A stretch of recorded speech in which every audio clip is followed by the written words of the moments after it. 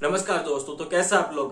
राजस्थान के भिलवाड़ा जिले का एक जो गैंगरेप का जो मामला आया है बहुत ही दिल दिलाने वाला है। जी हाँ, 14 साल की नाबालिग के साथ गैंगरेप हुआ है खेत में और उसके बाद में उसको भट्टी में जिंदा जलाया जाता है। जी हाँ, तो पूरी बात करते हैं। 4 महीने पहले 5 युवक रहते हैं जो एक भिलवाड़ा में एक छोटा सा गाँव है, उधर जाते हैं। एक व्यक्ति से उनका खेत काम करने के लिए लेते हैं, तो भाड़े पे लेते हैं और काम करते रहते हैं और सब कुछ नॉर्मल था। उनके घर पे आना जाना रहता था और लड़की से भी बातचीत होती रहती थी। उसके बाद में होता ये कि जो नाबालिग थी 14 साल की, वो कभी घर से भी बाहर निकलती नहीं थी। उसके माता पिता अकेला छोड़ते नहीं थे। लेकिन उस दिन होता क्या है बुधवार को कि उसके घर पे कुछ काम था और बाहर जाना था माता पिता को, और उसकी बेटी बकरी चराने के लिए घर से खेत में चली जाती है।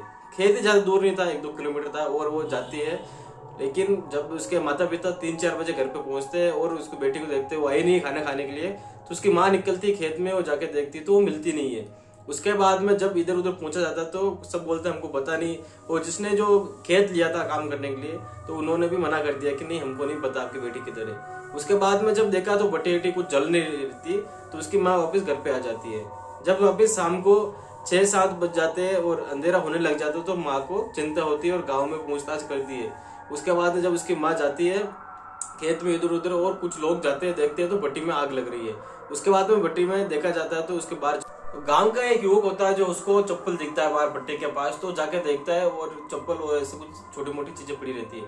तो उसके बाद में भट्टी में देखा जाता है तो भट्टी में एक जो लाश थी वो तो जल चुकी थी, लेकिन कुछ चीजें थोड़ी बहुत नजर आ रही थी। उसके बाद में जब पानी डाला जाता है और देखते हैं तो एक जो उसका हाथ था, जो इतना हाथ बचा हुआ था उसके हाथ में, और कड़ा था, कड़े को निकाला गया और देखा तो फिर पहचान की गई तो मालूम पड़ा कि वो उनकी बेटी है। उसके बाद में जो जिसने खेत लिया था उसको पूछा जाता है। जो 2 आरोपी तो भाग चुके थे, टोटल 5 लोग थे, जो 3 लोग मिलते हैं और तीनों को पकड़ते हैं और थोड़ा शक्ति दिखाते हैं। उसके बाद वो लोग बोलते हैं कि हाँ हमने गैंग रेप किया है। उसके बाद में बोलते हैं कि वो सुबह 7-8 बजे, वो जब घर से निकलती 7-8 बजे तो 9-10 बजे तक वहां पहुंचती है और सुबह सुबह उन्होंने वो काम करना शुरू कर दिया। उसके बाद सुबह उन्होंने उसके साथ रेप किया। उसके बाद में जब 3 बजे उसकी माँ पहुंची तभी भी उनकी लड़की जिंदा थी।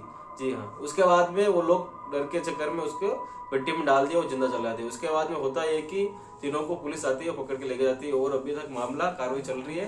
भट्टी में पूरा ये जो राख होती है बाहर निकाला गया और निकालने के बाद छान के 6-7 घंटे के अंदर देखा तो पूरी छोटी छोटी हड्डियां वो सब कुछ निकली। और उसके बाद में जो गुर्जर समाज सब इकट्ठा हो गई और पुलिस से और सरकार से एक ही डिमांड कर रही है इनको जल्द से जल्द फांसी हो। और 2 लोग अभी तक मिले नहीं है, भाग रहे हैं, लेकिन पुलिस उनकी कार्रवाई कर रही है। तो इसी के साथ हम करते हैं वीडियो खत्म।